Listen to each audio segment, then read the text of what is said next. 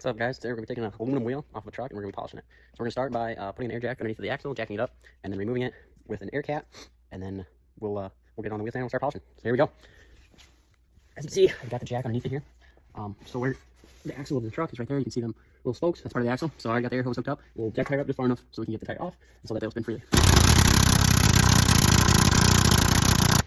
As you see, there's a little bit of daylight underneath there. Tires should spin. That was perfect, like you said. If they don't spin, that's perfectly fine. They'll come off either way. So we're gonna unhook the air hose here. We'll grab the air cap and we'll start moving lug nuts.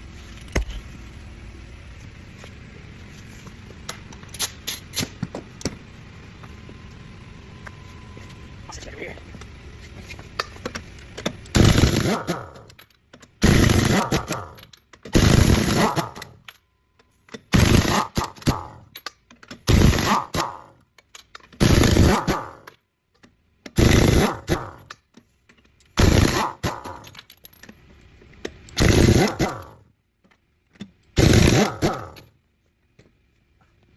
Alright, we got all the lug nuts moved. We'll pull them on the wheel out here, pop the tire off, and we will take it over to the wheel stand or to the wall, whatever. If you don't have a wheel stand, you can lean them up against the wall and polish in the same way.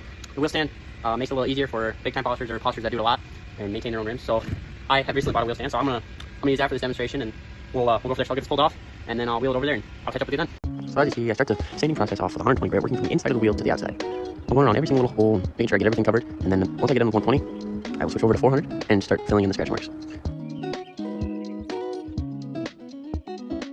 So I'm just about done with 120, and we're switched to 400. Everything you hit with a 120 grit, you have to hit with a 400, because if you do not, you will see swirl marks.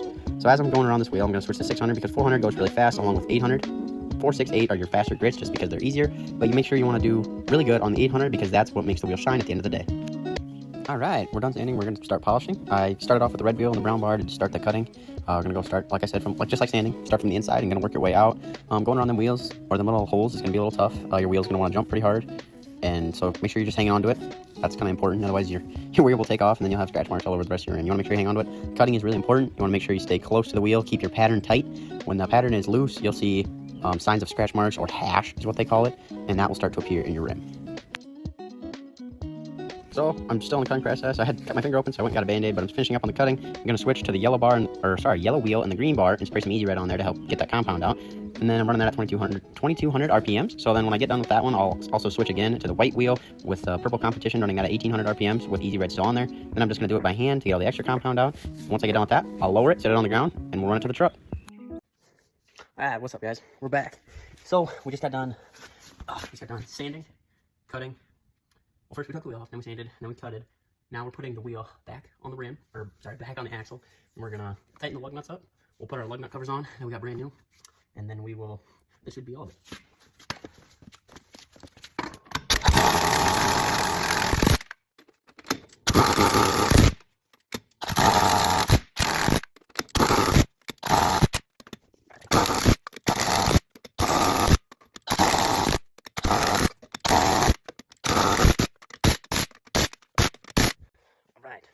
So another thing I forgot to mention when you're taking them off is you don't want to run your air gun or your air cap wide open when you take them off.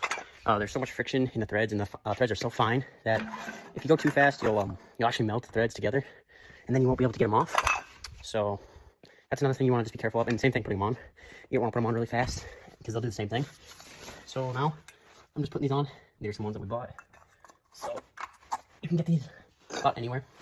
Another thing to watch when you're putting them on is we always put our valve stems in opposite corners.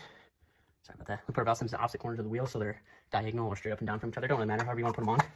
Just convenient, so then you know when you're checking tires that, okay, this valve stem's here, we go straight to the other side, and that's where the other one is.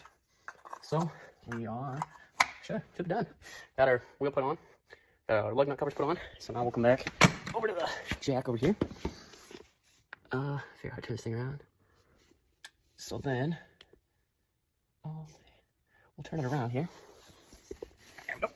So now that we still have this resting on the axle there, you'll come to the back of your jack, and this knob right here, you will turn it slowly to release the pressure. Oh, there we go. As you can hear, it's kind of going down a little bit. There you go.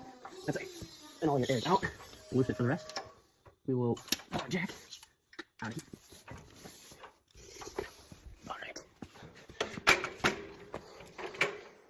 All right. We'll pull our jack out.